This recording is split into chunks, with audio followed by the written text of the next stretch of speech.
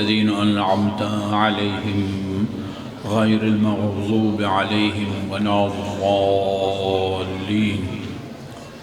بسم الله الرحمن الرحيم.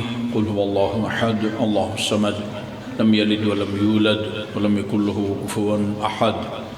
بسم الله الرحمن الرحيم. قل هو الله أحد الله الصمد لم يلد ولم يولد ولم يكن له كفوا أحد. بسم الله الرحمن الرحيم. قل هو الله أحد الله الصمد لم يلد ولم يولد ولم يكن له كفوا أحد. بسم الله الرحمن الرحيم. قل هو الله أحد الله الصمد لم يلد ولم يولد ولم يكن له كفوا أحد. اللهم صل على محمد وآل محمد. أعوذ بالله من الشيطان اللعين الرجيم. بسم الله الرحمن الرحيم. الحمد لله رب العالمين والصلاة والسلام على خير خلقه محمد وآله الطيبين الطاهرين واللعن الأبدي على أعدائهم أجمعين. أما بعد فقال الله الحكيم بسم الله الرحمن الرحيم.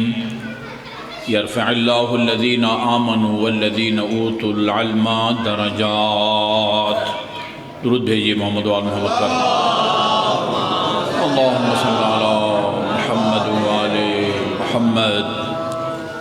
مومنین کرام، یہ ایک قرآنی حقیقت ہے جس کا کوئی مسلمان انکار نہیں کر سکتا.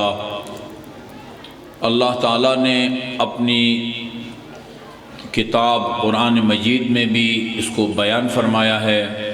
محمد اور آل محمد کی معتبر اور مستند روایات میں بھی اس حقیقت کو بیان کیا گیا ہے، اور وہ یہ کہ روز قیامت بندوں کے اعمال تولے جائیں گے. سورہ طارق میں ہے والوزن یومئذ الحق. روز قیامت بندوں کے اعمال کا تلنا برحق ہے. اس کی تفصیل وہ ہم کو معلوم نہیں ہے.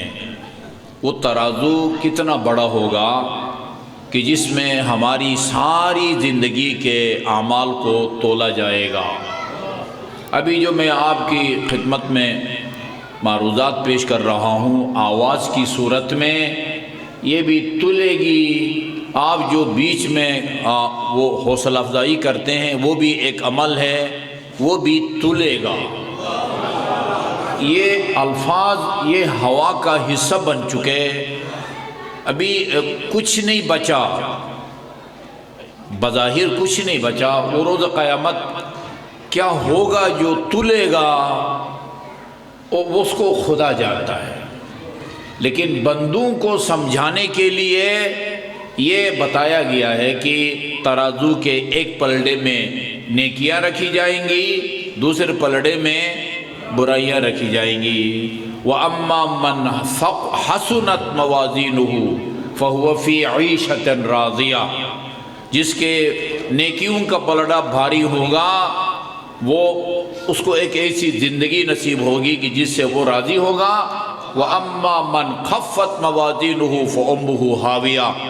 اور جس کے برائیوں کا پلڑا بھاری ہوگا اس کا ٹھکانہ ہاویہ ہوگا. وَمَا أَدْرَاكَ مَا هِيَ. اور تمہیں کیا پتہ ہاویہ کیا ہے؟ نَارٌ حَامِيَةٌ. گرم آگ.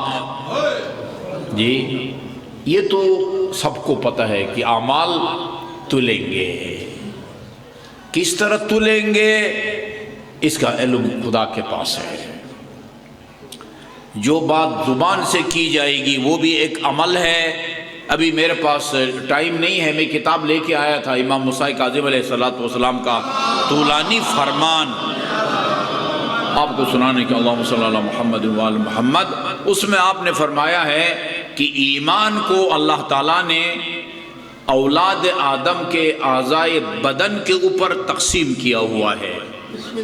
ایمان کو، ایمان کا ایک حصہ ہاتھوں کے ذمہ ہے، ایمان کا ایک حصہ آنکھوں کے ذمہ ہے، ایمان کا ایک حصہ کانوں کے ذمہ ہے، ایمان کا ایک حصہ ہاتھوں کے ذمہ ہے، ایمان کا ایک حصہ وہ پاؤں کے ذمہ ہے، ایمان کا ایک حصہ دل کے ذمہ ہے. سب اعمال ہیں، یہ سارے کے سارے تلیں گے. میں ابھی نومبر میں زیارات کے لیے مشرف ہوا تھا، وہاں جس دروازے کے بعد بالکل سامنے زری ہے امیر المومنین علیہ الصلوۃ والسلام کی، اس کے اوپر اللہم صلی اللہ علیہ وسلم وہ ایک حدیث درج ہے۔ اس حدیث کو حضرت عمر رسول خدا صلی اللہ علیہ وآلہ وسلم سے نقل کرتے ہیں۔ وہ پہلی دفعہ آپ نے رسول خدا سے اس کو تب نقل کیا جب کچھ لوگوں نے آ کے حضرت عمر سے کچھ سوالات کیے۔ ایک سوال کیا تھا، آپ نے فرمایا چلیں مسجد میں علی بیٹھے ہیں، ان سے پوچھتے ہیں۔ امیر المومنین نے بتا دیا، ہاتھ کے اشارے سے بتایا، اگر کوئی کسی کنیز سے نکاح کرے تو اس کو کتنی دفعہ طلاق دینے کی گنجائش ہوتی ہے؟ آپ نے 2 انگلیوں کا اشارہ کیا تو فرمایا حضرت عمر نے چلو بھائی مسئلہ حل ہو گیا۔ انہوں نے پوچھا کہ آپ کو ان پر اتنا اعتبار ہے، بھروسہ ہے، یہ زبان سے بولے بھی نہیں ہیں اور 2 انگلیوں کا اشارہ کیا ہے اور اسی کو آپ نے کافی سمجھا ہے؟ انہوں نے فرمایا اتعرف من ھذا، یہ تمہیں پتہ ہے میں کس کے پاس تم کو لے کے آیا ہوں؟ رسول خدا نے فرمایا، یہ حرم امیر المومنین میں یہ حدیث درج ہے اور مستدرک الحاکم سنت کی کتابوں میں یہ کتاب موجود ہے۔ فرمایا لو وضعت السماوات السبع والارضین السبع فی کفۃ میزان، 7 آسمان اور زمین ترازو کے ایک پلڑے میں رکھے جائیں، وہ وضع ایمان ھذا فی کفۃ اخری، اور ترازو کے دوسرے پلڑے میں اس ہستی کے ایمان کو رکھا جائے، وہ پلڑا جھکتا ہوا نظر آئے گا جس میں علی کا ایمان رکھا گیا۔ علی کا ایمان ہے، ایمان دل کا عمل اللہ کی معرفت ہے، دل کا عمل اللہ کی توحید کا عقیدہ ہے، دل کا عمل اللہ کے عدل کا عقیدہ ہے، دل کا عمل رسول کی رسالت کا عمل ہے، دل کا عمل علی اور اولاد علی کی امامت کا عقیدہ ہے، دل کا عمل قیامت کا عقیدہ ہے۔ یہ دل کے اعمال ہیں، دل کے اعمال۔ ہاتھوں کے اعمال کیا ہیں؟ شیطان کو کنکریاں مارتے ہیں، یہ ہاتھوں کا عمل ہے۔ پاؤں کا عمل کیا ہے؟ جو ایمان کا حصہ ہے، وہ بیت اللہ کا طواف ہے جی، یا مقام وہ مروہ اور صفا کے درمیان میں آپ صحیح کرتے ہیں۔ آنکھوں کا عمل، آنکھوں کا ایمان کیا ہے؟ آنکھوں کا ایمان، آنکھوں کی عبادت علی کے چہرے کو دیکھنا، خانہ کعبہ کو دیکھنا، قرآن کے الفاظ کو دیکھنا، والدین کو چہرے کو دیکھنا، یہ سب آنکھوں کی عبادت ہے جی۔ کانوں کی عبادت اور کانوں کے ایمان کیا ہے؟ کانوں کی عبادت جی اہل بیت کے فضائل کو سننا، قرآن کی تلاوت کو سننا، اہل بیت کی مظلومیت کو سننا، یہ کانوں کا عمل ہے، کانوں کا عمل جی۔ اللہ تعالیٰ نے ایمان کو تمہارے تمام اعضاء کے اوپر تقسیم کیا ہے، لہذا جی میں یہ کہہ سکتا ہوں کہ اس حال کے نیچے جتنے مومنین بیٹھے ہیں نا، سب کی ایمان کا پیمانہ دوسروں سے مختلف ہے۔ ایک یہ جو ہم علی کو مومن کہتے ہیں نا، یا امیر المومنین، وہ ہم مجازن کہتے ہیں، ورنہ علی خود ایمان ہے، خود ایمان جی۔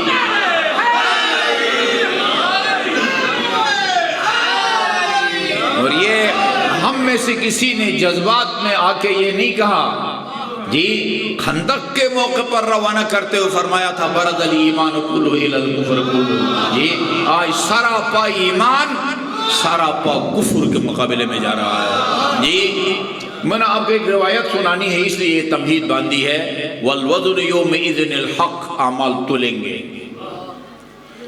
جو روز قیامت جب اعمال تل رہے ہوں گے، رسول خدا دیکھ رہے ہوں گے، لوگوں کے اعمال تل رہے ہیں، ہاں، ترازو کے پلڑے میں لوگوں کی نیکیاں رکھی جا رہی ہیں، دوسرے پلڑے میں برائیاں، کسی کی نیکیوں کا پلڑا بھاری ہے، کسی کی برائیوں کا پلڑا بھاری ہے۔ اور یہ بھی نوٹ کر لیں، اور یہ آپ کتنے بھی محمد اور آل محمد پر صلوات بھیجتے ہیں، آپ مغرب میں ہو، مشرق میں، شمال میں، جنوب میں، دنیا کے جس بر اعظم میں بھی بیٹھ کر محمد اور آل محمد پر صلوات بھیجتے ہیں، وہ رسول خدا کی خدمت میں پہنچا دیا جاتا ہے۔ آپ کی زندگی بھر کا صلوات رسول خدا کے پاس محفوظ ہے۔ دیکھیں گے کہ ایک بندے کے برائیوں کا پلڑا وہ بھاری ہے، نیکیوں کا پلڑا ہلکا ہے۔ جی، نہ معلوم زندگی میں کتنی دفعہ صلوات بھیجا ہوگا۔ میں آج کل بہت تاکید کر رہا ہوں، فرصت کو ضائع نہ ہونے دیں۔ جب بھی آپ کی زبان فارغ ہو، بیٹے آپ کا کیا نام ہے؟ صلوات سناؤ۔ یہ مجمع میں سب سے چھوٹا بچہ، اس کو محمد اور آل محمد کی، تمہاری عمر کتنی ہے؟ 7 سال کا ہے، لگتا نہیں ہے 7 سال کا۔ جی، اس کو بھی یاد ہے جی، ایسا لگتا ہے کہ صلوات سیکھ کے باہر آتے ہیں ماں کے پیٹ۔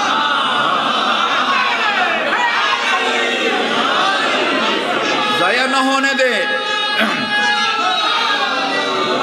ایک لمحہ ضائع نہ ہونے دیں۔ خاتون خانہ آٹا گوندھ رہی ہے، ہاں زبان فارغ ہے نا، اللہم صلی اللہ محمد وآل محمد۔ آپ کو اندازہ نہیں ہے یہ 5-6 سیکنڈ کی عبادت آپ کی تقدیر بدلتی ہے، تقدیر۔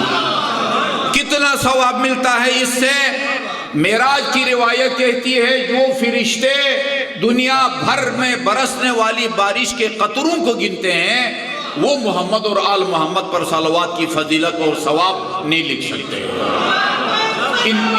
اللہم صلی علی محمد وآل محمد۔ اور رسول خدا کا فرمان ہے انہا تحط الذنوب حتی الورق۔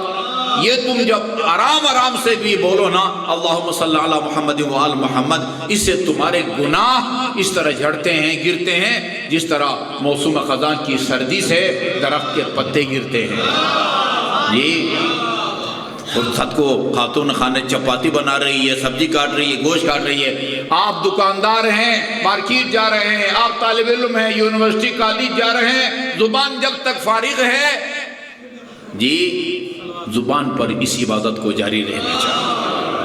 جب دیکھیں گے کہ اس کا نامہ اعمال میں وہ برائیوں کا پلڑا بھاری ہے، نیکیوں کا ہلکا، آپ کے پاس اس بندے خدا کی زندگی کے جو درود شریف یا صلوات ہوگی، اس میں سے چند ایک صلوات کا ثواب وہ نیکیوں کے پلڑے میں رکھیں گے، اور جیسے ہی رکھیں گے اس بندے خدا کی نیکیوں کا پلڑا جھکنا شروع ہو جائے۔ اثقل الاعمال فی المیزان الصلاۃ علی محمد وآل محمد۔ معصوم کا فرمان ہے روز قیامت میزان عمل میں تلنے والے اعمال میں سب سے وزنی عمل، فولاد سے بھی زیادہ وزنی عمل محمد اور آل محمد پر صلوات ہے۔ اثقل الاعمال فی المیزان الصلاۃ علی محمد وآل محمد۔ اللہم صلی علی محمد وآل محمد۔ میں اکثر مجالس میں ابھی عرض کر رہا ہوں کہ آپ کے پاس جو نعمت ہے نا، نعمت، سب سے بڑی خدا کی نعمت ہدایت ہے، ہدایت۔ ایک شخص نے امام جعفر صادق علیہ السلام کے ساتھ دسترخوان پر کھانا کھایا۔ دسترخوان پر کھانے سے فارغ ہونے کے بعد امام نے پوچھا کیسا لگا ہمارا کھانا؟ فرمایا فرزند پیغمبر، میں نے اپنی زندگی میں ایسا لذیذ مزیدار کھانا نہیں کھایا تھا، لیکن اس کھانے کے فوراً بعد چونکہ اتنا لذیذ تھا یہ کھانا، مجھے ایک قرآن کی آیت یاد آ گئی اور اس نے مجھے پریشان کر رکھا ہے۔ کس آیت نے پریشان کیا ہے؟ خدا نے قرآن میں فرمایا ہے وَلَتُسْأَلُنَّ يَوْمَئِذٍ عَنِ النَّعِيمِ، روز قیامت تم سے نعمتوں کے بارے میں پوچھا جائے گا۔ یہ کوئی معمولی نعمت نہیں ہے، میرے بارے میں اس نعمت کے بارے میں مجھ سے پوچھا جائے گا۔ امام علیہ السلام نے فرمایا اس آیہ میں مراد یہ روٹی بوٹی پھل جو ہمارے دسترخوان پر تم کو ملا ہے یہ مراد نہیں ہے. خدا کی شان اس سے بالاتر ہے کہ روٹی کا ایک ٹکڑا یا گوشت کے ایک بوٹی سے سوال کرے. اس آیت میں نعمت سے مراد ہم اہل بیت کی ولایت ہے، اس کے بارے میں تم سے پوچھا جائے گا.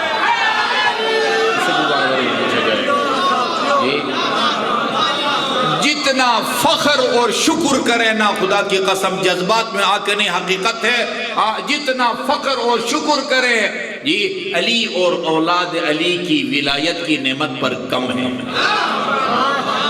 کم ہے. سلمان فارسی نے رسول خدا سے پوچھا یا رسول اللہ لکل نبی وصی فمن وصیک، کتنا موقع شناس تھا اپنے سلمان فارسی. کہا ہر نبی کا کوئی نہ کوئی وصی گزرا ہے، یہ آپ کو پتہ ہونا چاہیے. کسی بھی نبی کا وصی وہ خدا نامزد اور مقرر فرماتا ہے، نبی اعلان کرتا ہے.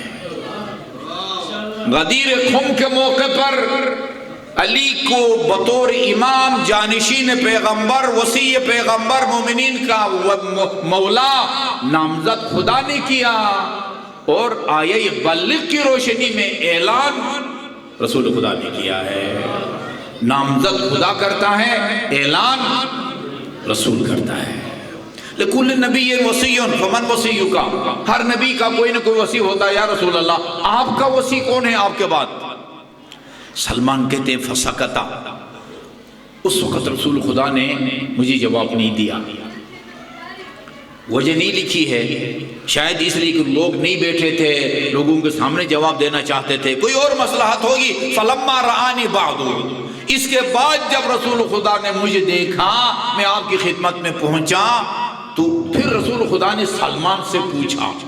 یہ عجیب روایت ہے، یعنی معمول کے طریقہ کار سے ہٹ کے پوچھا کہ سلمان اتدری، تمہیں پتہ ہے من وصی موسیٰ، حضرت موسیٰ کے وصی کون تھے؟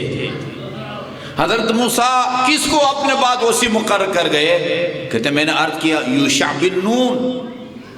ابھی میں نومبر میں گیا تھا نجف، وہاں کاظمین میں امام محمد تقی و امام موسیٰ کاظم کے حرم کے بالکل قریب یوشع بن نون کا مزار ہے، مرقد ہے، ان کی زیارت ہے یوشع بن نون. تو رسول خدا نے فرمایا لما، یہ بھی تمہیں پتہ ہے کہ حضرت موسیٰ نے، یا کہے کہ اللہ تعالیٰ نے یوشع بن نون کو موسیٰ کا وصی کیوں بنایا؟ اور بھی حواری تھے، اور بھی ان کے صحابی تھے. سلمان کہتے میں نے جواب میں عرض کیا لِأَنَّهُ كَانَ، یہ بہت بڑا فارمولہ قانون بتایا جا رہا ہے. لِأَنَّهُ كَانَ أَعْلَمَهُمْ، کیونکہ یوشع بن نون اس وقت کے لوگوں میں حضرت موسیٰ کے بعد سب سے زیادہ علم رکھنے والے تھے. لِأَنَّهُ كَانَ أَعْلَمَهُمْ، سب سے زیادہ علم یوشع بن نون کے پاس تھا. رسول نے فرمایا اگر یہ فارمولہ ہے کہ کسی بھی نبی کا وصی وہ ہوتا ہے جو اس نبی کے بعد تمام انسانوں میں سب سے زیادہ علم رکھتا ہو، ابھی اپنے سوال کا جواب سنو. فوصی، میرے بعد میرا وصی، موضوع سری، میرا رازدان، یقضی دینی، جو میرے بعد میرے قرضوں کو اتارے گا، وہ یؤدی امانتی، اور میرے پاس لوگوں کی موجود امانتوں کو مالکان تک پہنچائے گا. خیر من ترکت بعدی، میرے بعد جو سب سے افضل ہوگا وہ علی بن ابی طالب علیہ السلام.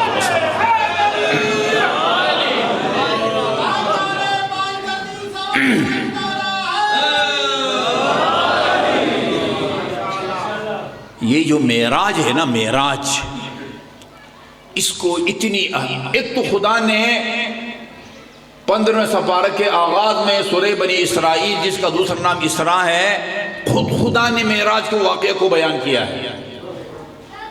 معمولی واقعہ ہوتا تو اللہ تعالیٰ اس کو قرآن کا حصہ نہ بناتا۔ صادق آل محمد فرماتے ہیں لیس منا من انکر المعراج، جو ہمارے جد کے معراج کا انکار کرے اس کا ہم سے کوئی تعلق نہیں ہے۔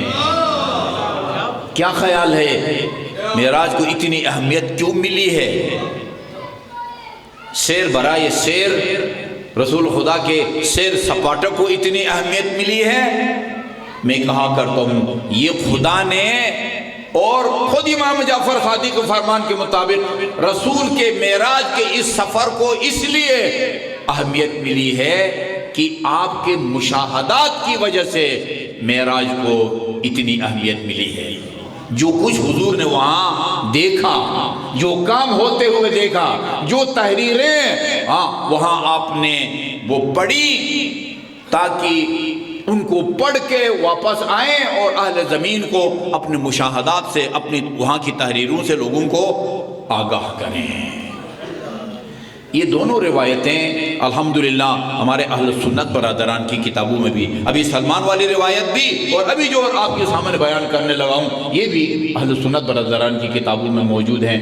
رسول خدا فرماتے ہیں کہ ہم جب اپنے معراج کے سفر میں چوتھے آسمان تک پہنچے، فلما انتہینا بنا السیر الی السماء الرابعہ، یہ ہمارا سلسلہ سفر جب چوتھے آسمان تک پہنچا، رأیت بیتا من یاقوت احمر، میں نے سرخ رنگ کے یاقوت کا ایک گھر دیکھا۔ جی جبرائیل نے کہا یا رسول اللہ یہ بیت المعمور ہے، سنا ہوا آپ نے لفظ نا بیت المعمور، چوتھے آسمان پر ہے۔ یا رسول اللہ یہ جو آپ کو سرخ یاقوت کا بنا ہوا گھر نظر آ رہا ہے یہ کوئی عام زمیندار کا گھر نہیں ہے، بیت المعمور ہے۔ اس کے بعد عرض کیا یا رسول اللہ نماز کا وقت ہو گیا ہے، اب نماز ادا کریں۔ اب یہ نہیں لکھا ہوا ظہر کی نماز کا وقت تھا، مغربین کا تھا یا صبح کی نماز کا تھا۔ رسول خدا فرماتے ہیں کہ جیسے ہی نماز کا وقت ہو جبریل نے کہا نماز ادا کریں، اللہ تعالیٰ نے انبیاء کو بلایا، انبیاء کو بلایا، سب کو بلایا، چیدہ کو بلایا، اولی العزم انبیاء کو بلایا۔ رسولوں کو یہ تعداد معلوم نہیں ہے، انبیاء کو بلایا، سب بندی ہوئی اور رسول خدا سے فرمایا اللہ تعالیٰ نے آپ انبیاء کی امامت کے فرائض انجام دیں، انبیاء آپ کی ابتدا میں نماز پڑھیں گے۔ رسول خدا فرماتے ہیں جب ہم نماز سے فارغ ہوئے، نادانی ملک، ایک فرشتہ میرے پاس آیا اور آ کے کہنے لگا یا رسول اللہ سلہم، یہ جتنے نبیوں نے آپ کی ابتدا میں نماز پڑھی ہے نا، آپ ان سے ذرا پوچھیں علامہ بعثتم قبلی، ان سے پوچھیں کہ مجھ سے پہلے اللہ تعالیٰ نے جو تم کو نبی بنا کے بھیجا ہے وہ کوئی غیر مشروط طور پر بنا کے نبی بھیجا ہے یا مشروط طور پر؟ اگر مشروط طور پر تمہیں نبی بنا کے بھیجا ہے وہ شرط کیا ہے؟ کس شرط کی بنیاد پر تم کو اللہ تعالیٰ نے نبی بنا کے بھیجا ہے؟ رسول خدا فرماتے میں نے پوچھا علامہ بعثتم قبلی، کس شرط پر اللہ تعالیٰ نے تمہیں نبی بنا کے بھیجا ہے؟ انبیاء جواب میں عرض کرتے ہیں بعثنا علی الاقرار بولایتک وولایت علی بن ابی طالب علیہ السلام، اللہ نے اس شرط پر ہم کو نبی بنا کے بھیجا ہے کہ ہم آپ کی ولایت کا بھی اقرار کریں اور علی بن ابی طالب کی ولایت کا بھی اقرار کریں۔ ہاں ذرا سوچیں مسلمان، علی کی ولایت کے اقرار کے بغیر نبیوں کو نبوت نہیں ملتی، ہاں، اور آپ علی اور اولاد علی کی ولایت کا انکار کر کے جنت جانے کی تیاریاں کر رہے ہیں، ایسا نہیں ہوتا۔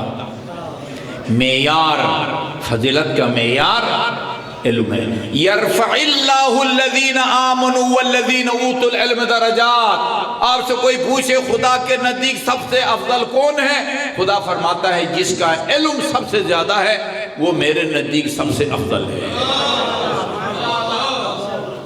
قسمت، رسول خدا نے فرمایا قسمت الحکمت علی عشرۃ اجزاء، حکمت کو، علم کو اللہ تعالیٰ نے 10 حصوں میں تقسیم کیا۔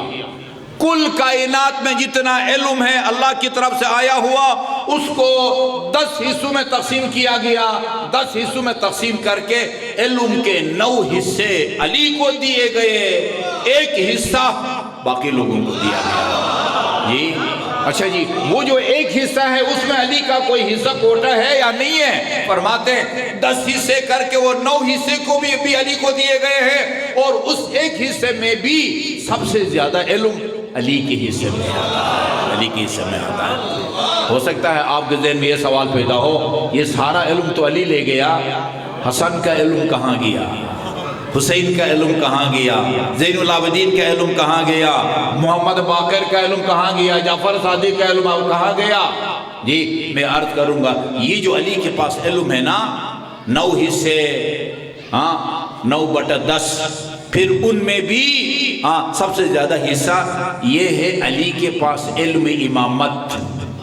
جب تک علی زندہ تھے یہ علم علی کے پاس تھا، علی کے بعد یہ علم منتقل ہوتا ہے حسن تک، حسن کے بعد آتا حسین تک، حسین کے بعد آتا زین العابدین تک، اور آج وہ علم امامت قائم آل محمد حجت ابن الحسن امام زمان اجل اللہ تعالیٰ فرجہ شریف کے پاس۔ اللہم صلی علی محمد و آل محمد۔ چونکہ امام موسیٰ کاظم علیہ السلام کی یہ مجلس ہے، میں آپ کا ایک فرمان آپ کو سناتا ہوں امام موسیٰ کاظم کا، اس امید کے ساتھ کہ سب مومنین خصوصاً جو صاحبان حیثیت ہے نا وہ امام کی اس فرمان پر عمل کریں گے۔ یہ کمال نہیں ہوتا میرے بزرگوں عزیزوں کہ ایک ضرورت مند محتاج نادار آپ کے گھر پہ آئے، دستک دے، یا مجلس میں اس کی امداد کے لیے اعلان کرایا جائے اور آپ اس کو وہ چند پیسوں کی امداد کریں۔ یہ کمال نہیں ہے۔ کمال وہ ہے جو اہل بیت اطہار کرتے تھے، غریب کو تلاش کر کے گھر جا کے اس کی مدد کرتے تھے، گھر جا کے تفقد المساکین۔ امیر المومنین کے بارے میں بھی ہے، امام زین العابدین کے بارے میں بھی ہے، امام جعفر صادق کے بارے میں بھی ہے۔ تاریکی شب میں وہ ایک دفعہ ڈی چوک پر وہ دھرنا دیا تھا، طاہر القادری صاحب اور عمران خان صاحب نے نواز شریف کے خلاف، وہاں میں دیکھ رہا تھا طاہر القادری صاحب خطاب کر رہے تھے، اچھا اس میں ایک لیڈیز پولیس والی بھی وہاں کھڑی تھی۔ اس نے جب اس واقعے کو شروع کیا وہ لیڈیز پولیس بیٹھ گئی آرام سے سننے کے لیے۔ کہا کہ جب امام زین العابدین کی شہادت ہوئی اور امام محمد باقر علیہ السلام آپ کو غسل دے رہے تھے تو آپ کے پشت پر کچھ نشان تھے۔ کسی نے پوچھا امام محمد باقر سے کہ یہ کس چیز کے نشان ہیں؟ کہا کہ یہ تاریکی شب میں میرے والد گرامی وزنی کھانے پینے کی چیزیں اٹھا کے ایک دفعہ میرے بزرگوں اور عزیزوں 15 کلو 10 کلو اٹھانے سے یہ نشان نہیں پڑتے۔ جس نے اپنا معمول بنایا ہوا ہو وزنی سامان اٹھا کے گھر گھر جا کے غریبوں تک پہنچاتے تھے۔ یہ شیوہ ہے اہل بیت اطہار کا۔ فرمان امام کا یہ ہے سب کے لیے اور خصوصاً صاحبان حیثیت کے لیے، ان للہ تحت عرشہ ظلا، ظلا روز قیامت عرش الہی کے نیچے ایک سایہ بنا ہوا ہوگا، اس سایہ کے نیچے ہر کس و ناکس کو بیٹھنے کی اجازت نہیں ہوگی۔ کون بیٹھ سکے گا؟ 3 آدمی بیٹھ سکیں گے، الا من اسدى الى اخیہ معروفا، جو اپنے برادر مومن کے ساتھ نیکی کرے اس کو بیٹھنے کی اجازت ہوگی، اور نفس عنہ کربتن، یا اس کو کسی مشکل سے مصیبت سے اس کو نکالے، اور ادخل فی قلبہ السرور، یا ایسا کام کرے جس سے اس کا دل خوش ہو جائے، خوشحال کرے۔ ایسے لوگوں کو اس سائے کے نیچے بیٹھنے کی اجازت ملے گی۔ مولانا صاحب تشریف لا چکے، میں عراق میں رہا ہوں سن 1969 سے 75 تک، وہاں میں نے دیکھا ہے ویسا تو ہمارے باب الحوائج، ابواب الحوائج ہمارے 14 ہیں، رسول خدا سے آپ شروع کرتے ہیں دعائے توسل میں اور امام زمان تک، لیکن عراق میں 3 ہستیاں باب الحوائج کے نام سے مشہور ہیں۔ ایک امام موسیٰ کاظم علیہ السلام، حرم کے صدر دروازے پر لکھا ہوا السلام علیکم یا باب الحوائج، اور دوسرے میرے اور آپ کے 6 مہینے کے آقا، بھی باب الحوائج ہے، اور تیسرے وہ علمدار حسین جس کو باب الحسین بھی کہا جاتا ہے، باب الحسین۔ جی اللہ کی عبادت یہ تمام انسانوں اور جنات کی خلقت کا مقصد ہے، ما خلقت الجن والانس الا لیعبدون، لیکن ایک مقصد ہے جو صرف عباس کی خلقت کے ساتھ مخصوص ہے، وہ مقصد کسی اور کو نہیں ملا ہے۔ وہ کیا ہے؟ وہ حسین کی نصرت اور حسین کی مدد ہے۔ عباس کو اپنی خلقت کے مقصد کا احساس تھا کہ خدا نے مجھے کس مقصد کے لیے پیدا کیا ہے۔ ایک دفعہ نہیں، کئی دفعہ امام سے آ کے اذن جہاد طلب کیا، ہر دفعہ امام واپس کر دیتے تھے۔ آخری دفعہ آئے اور آ کے ایک جملہ کہا اذن جہاد کے لیے، وہ جملہ واقعاً عباس کی شخصیت کو زیب دیتا ہے اور اسی کی شایع نشان ہے۔ لقد ضاق صدری یا ابا عبداللہ، فرزند پیغمبر اب تو میرا سینہ پھٹا جاتا ہے، اب میرے صبر کا پیمانہ لبریز ہوا جاتا ہے۔ اريد ان انتقم من هؤلاء المنافقین، اب اگر اجازت دے میں ان منافقین سے بدلہ لینا چاہتا ہوں، انتقام لینا چاہتا ہوں۔ امام نے فرمایا عباس تو میرے لشکر کا علمدار ہے، تو بھی اگر چلا گیا میرے لشکر کا شیرازہ منتشر ہو جائے گا۔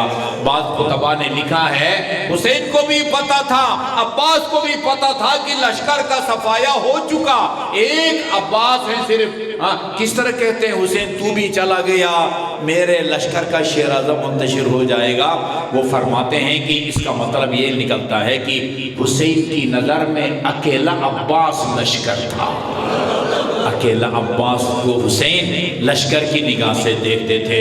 جب بہت اصرار کیا، اجازت دے دی، اور دینے کے بعد فرمایا عباس اگر جانا ہی ہے، یہ دیکھو خیموں سے العطش اور العطش کی صدائیں بلند ہیں۔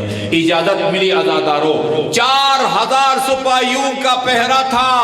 یہ کہنا آسان ہوتا ہے، علی کی یادگار نے 4000 کے سپاہیوں کو ہٹایا اور مشکیزہ کو بھرا، لیکن ساحل فرات کے ساحل سے پانی نہیں بھرا، اتنے فرات کے اندر چلے گئے بڑی اطمینان کے ساتھ۔ بعض کتابیں لکھتی ہیں فرات کا پانی عباس کے گھوڑے کے پیٹ کو چھوتا تھا، پانی اٹھایا، بعض کہتے ہیں پینے کے ارادے سے اٹھایا تھا، مگر حسین کے چھوٹے چھوٹے بچوں کی وہ قیاس یاد آ گئی اور گرا دیا۔ اب بعض فرماتے ہیں نہیں، پینے کا ارادہ بھی وفا کے خلاف تھا۔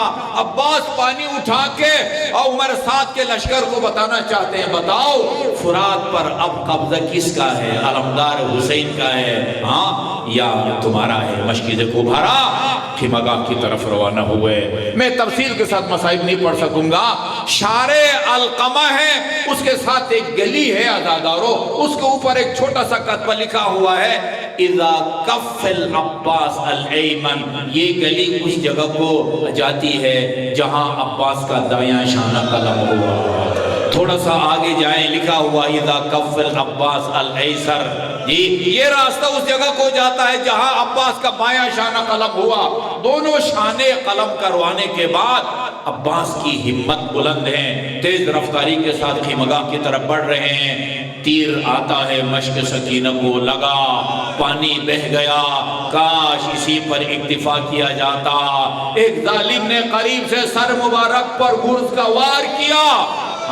آگے کے مصائب آئیے سنتے ہیں۔ آپ کی مادر گرامی ام البنین سے جنت البقیع کی دھوپ میں بیٹھ کے اپنے 4 بیٹوں کے لیے روتی تھی، اور مروان جیسا سنگ دل انسان اسے بھی رہا نہیں جاتا تھا، میں بے ساختہ ساتھ ہوتا جاتا تھا۔ وہ فرماتی تھی مدینے والوں تمہیں پتہ ہے نا میرا نام ام البنین نہیں ہے، میرا نام فاطمہ ہے، میں اپنے 4 شیر جیسے بیٹوں کی وجہ سے ام البنین کہلاتی تھی۔ آج کے بعد جس نے مجھے بلانا پکارنا ہو آپ فاطمہ کے نام سے پکارے، اس لیے کہ بنین کا لفظ سنتی ہوں مجھے اپنے 4 بیٹے یاد آ جاتے ہیں۔ اور اس کے بعد پھر وہ بیٹے سے مخاطب ہو کے فرماتی ہیں بیٹے عباس مجھے لوگوں نے بتایا کہ عمر سعد کے ایک سپاہی نے آگے بڑھ کے تیرے سر کا درگواز کیا، میں سمجھ گئی اس وقت تیرے بدن پر دونوں بازو نہیں ہوں گے تیرے۔ مجھے پتا ہے تو کتنا بہادر تھا، مجھے پتا ہے تو کتنا طاقتور تھا، کس کی مجال ہے کہ تیرے دونوں بازو سالم ہوں اور تیرے اتنے قریب آ سکے کہ سر پر گرز کا وار کرے۔ اللہ لعنت اللہ علی القوم الظالمین وسيعلم الذين ظلموا أي منقلب